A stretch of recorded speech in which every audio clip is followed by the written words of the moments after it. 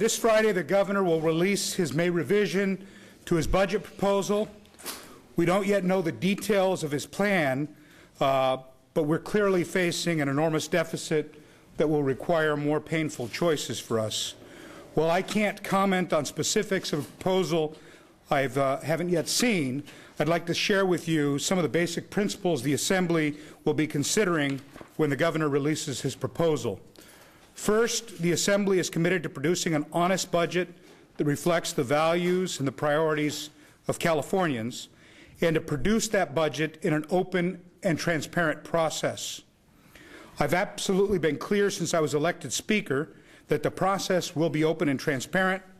We are expanding on that and opening up the traditional committee and subcommittee process so that Californians have ample opportunity to weigh in and to ensure that our budget matches their priorities. Already, the Assembly has held more than 50 committee and subcommittee hearings on the budget. Furthermore, we've held 6 forums throughout the state so that Californians from all walks of life could look us directly in the eye and tell us what their priorities are in terms of solving the enormous shortfall we're confronting.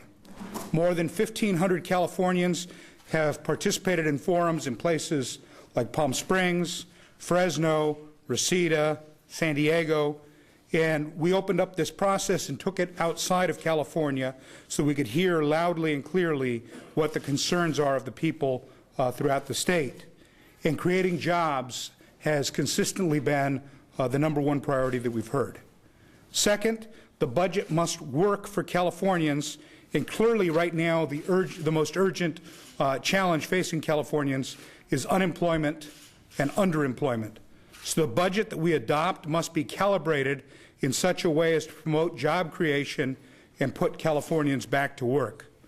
We will be analyzing the governor's proposals carefully to determine its effect on the job market, positive, neutral, or negative. The Assembly has already successfully passed bipartisan laws jumpstarting the hard work of job creation. We've passed tax credits to spur the growth of the green economy. We've passed additional legislation to help put the construction industry back to work. These policies should be examples of the kinds of decisions we make in our budget process. Finally, we must be creative in solving the problem. Many options have been exhausted by the budget fights over the past few years, which means that we need to be as inventive as possible in finding realistic solutions to our budget problems. We'll begin the process of considering the governor's proposals from the Budget Committee as soon as he releases his May revise. And I certainly hope that the governor takes these priorities into account when he releases his proposals.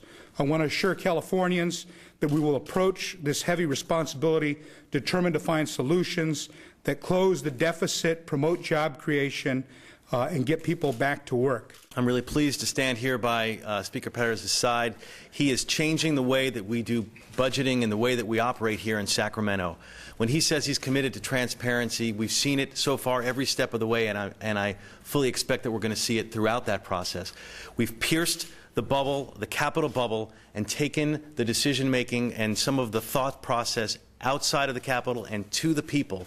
As he mentioned, all of the different budget forums where we've used new interactive technology so that we don't just hear their voices in the one-on-one the way typical budget forums work, but we're hearing their collective voice through this Next 10 voting process. In addition to transparency and holding all of these hearings, 51 budget hearings so far, 12 subcommittee hearings, we're committed to making a smarter budget this year. And what a smarter budget means? It means we're going to look at some of the things like cost shifting that occur. We're going to look at some of the things like federal leveraging, and we're going to make sure we take all of these things into account. We're also going to look at the full budget. You know, people talk about the budget being $85 billion. Well, it's $135 billion when you include the $50 billion worth of tax credits and tax deductions. We need to say that there are no sacred cows. We want to promote jobs. We want to look at all of the spending that there is, whether that's expenditures, credits, it's all spending. And we're also focused, part of the transparency and being smart about this means that we're not going to let extraneous policy matters just in the dead of night seep into the budget process. Speaker's committed to openness and transparency, and what that's going to do is that's going to help insulate us from some of the things that we've seen in the past with regard to this. And the last thing, we're going to make sure we look at this budget as a continuum, not in a vacuum.